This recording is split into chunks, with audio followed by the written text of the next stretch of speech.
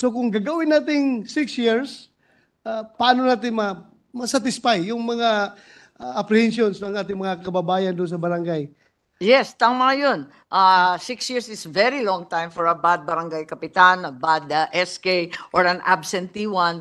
So certainly, this is a consideration. But we've seen already over time that we keep extending that 3 years. It's really not workable or practical.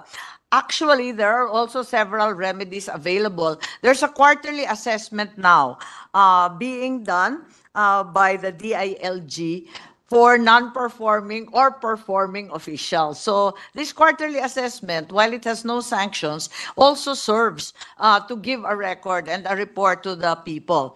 Isa pa, marami naman tayong mapa-file through the DILG. The DILG can investigate, then file the appropriate charges in the court with the ombudsman or even directly with the sanggunian, because the sanggunian can also deal with administrative complaints and the decision is final and executory. Of course, the courts and the ombudsman are still available also. And if you recall, during the Bayanihan Law, yung DILG, maraming kinasuhan ng mga kapitan na hindi nagko-comply sa mga lockdown orders at yung iba na-aresto pa nga dahil dito nga sa mga nangyayari, nag-file talaga ang DILG noon. Yeah, thank you. Good I sponsor. also forgot, pwede palang bawasan yung honoraria nila. Pag na-absent sila ng na-absent, kasi yung honoraria ng mga barangay officials is based on attendance. So, pwedeng bawasan yung kanilang honoraria. And finally, there's a recall section. Pag talagang wala ng pag-asa, may recall section sa ating local government code, article section 69, pwede mag-recall ng barangay kapitan. Mas madali, para sa SK, pwedeng isuspenso rin and eventually madidismiss ang SK pag absentee o non-performing ng majority ng sanggunian pag bumoto sila. Yeah, thank you, Mr. President. Good sponsor. Meron ding isang issue dito tungkol sa SK. Kung gagawin natin 6 years term, yung SK, ang age limit nila is 24 years old. After 6 years of serving, 30 years old na sila. That's right. Kaya hindi na sila masyadong adept with the current events or the current developments of the youth. Pagdating sa edad na 30. Yes. Kasi parang mature na sila pagdating nga. Then they will be eligible for another 6 years. Another 6 years. So 30 plus 6, maging 36. Ang iniisip po natin, yung SK one term lang. Talagang 6 years lang. Isang consideration yon na one term lang para co-terminus at makatipid pa rin tayo sa eleksyon. Kasi yung mga SK, 18 to 24 ang mga kandidato. So, pasok pa rin sila sa 30-year-old age limit after the 6 years. But they cannot run as SK anymore. Kailangan kagawad na sila o kapitan na mismo. Okay. So, may nabasa ako kanina doon na 2 consecutive terms. Yung SK, hindi na yun. We will forgo with that. That's right. Consecutive terms. If they're 24 years old today, what will happen, of course, is they'll be overaged and not eligible to run a second term na. It will have to be as kagawad or kapitan or some other position.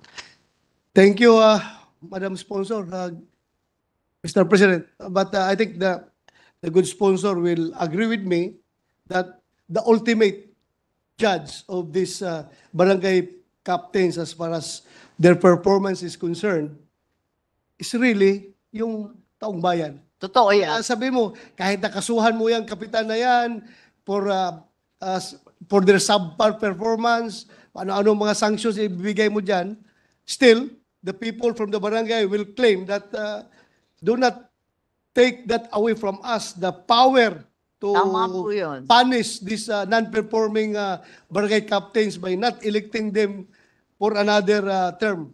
So, tama po yun. Nakikita natin yan. Talagang tinatanggal ng tao yan kaagad-agad sa eleksyon. Yes. O kaya hindi iboboto yung kamag-anak na pinatakbo. Talagang pag nagalit yung tao sa iyo, ganun talaga Yes, thank you, Mr. President. And I hope that this measure will ultimately cure yung problema natin about extension. Tama. Nung ma-fix na ito, then wala na tayong problema. Sana, tapos na ito. Thank you. Bumoto tayo, magkasabay tayo. Ang unang measure ng 18th Congress, in-extend natin yung 2019, naging 2022. Unang measure na naman yata sa 19th Congress, in-extend na naman 2022 to 2023. Nauubos ang oras natin ka-extend eh. Tama ka, Madam Sponsor, Mr. President. With that, I would like to manifest my full support to this particular measure. Maraming salamat because the majority leader is already walking around and he is signaling me to stop my interpellation. And I would like to manifest my intention to become a co-author of this Thank you very much. measure, Mr. President. Maraming salamat. Salamat. Thank you so much. Mr. President, thank you. Thank you, Senator De La Rosa, Majority Leader. I ask USAA to restore some semblance of order in this plenary hall. Mr. President, next to interpellate would be none other than Senator Robin Hood Padilla. I move that he be recognized. Si Rob. Senator Robin Hood Padilla is recognized. Sige na. Kaya nga wala si Coco. Si Coco nagsabi. He will? Ay, sinabayo. Ay, you want to eat yan? Maraming salamat po, Ginoong Pangulo. Pwede po bang makapagtanong sa atin pong ginagalang at minamahal na senadora mula sa Ilocos? Oo naman, maraming salamat ang aking seatmate na si Robin Hood Padilla. Opo, ako po ay naliligayahan din po dito sa inyong panukala. Meron lang po akong isang maikling katanungan at inihingi ko po ang inyong paliwanag sapagkat ang Supreme Court po ay nagsabi unconstitutional daw po yung law na pag-postpone natin ng barangay at sangguniang kabataan na dapat daw po ay isinagawa na. At ngayon po, gusto na naman nating dagdagan. Gano'n po ba ang mangyayari? Bali, ipopostpone po uli ang parating po na December 2025 election para po mapagbigyan po yung 6 na taon? Yes, tama po ang ating senador at sa Makalintal versus Comelec, talagang sinabi na ng Korte Suprema na unconstitutional yung minsanang postponement. Hindi na po pwede yung ginagawa natin dati na ipopostpone ng minsanan. Kaya ito nga ang iniiwasan natin. Dahil nga bawal na yung postpone ayon sa kanila sa mga dahilan na hindi naman mabibigat, na may election fatigue o di kaya nagkaroon ng alitan o nagkakaroon ng politikahan, ayon sa Korte Suprema, ito ay mga dahilan na mababaw. At yung minsan ng postponement ay bawal. Yung ginagawa natin, alinsunod sa kanilang patakaran, ay hindi one-time postponement, kundi pirmihan na iaamyendahan ng local government code at ipapako na doon na talagang 6 na taon na. So yung ating COMELEC at pati na rin yung mga liga ng barangay, hindi na pabalik-balik dito sa Kongreso at sa Senado, laging humihingi ng postponement maya't maya. Pinagbawal na ng Korte Suprema at ayusin na natin. Total, kung isusuma natin ilan ang mga postponement at yung actual na serbisyo ng mga barangay, umaabot na sa lampas 5 taon. At dahil dito, makikita natin na practical lamang na minsanan, once and for all, ayusin na natin at itakda sa 6 na taon.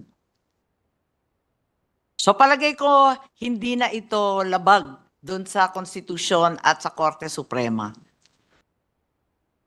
Kung gano'n po, Ginoong Pangulo, siguro po maghahanda na lang po kami ng amendment kung sakaling pagdating na po sa amendments. Yun lamang po, maraming salamat po, Ginoong Pangulo.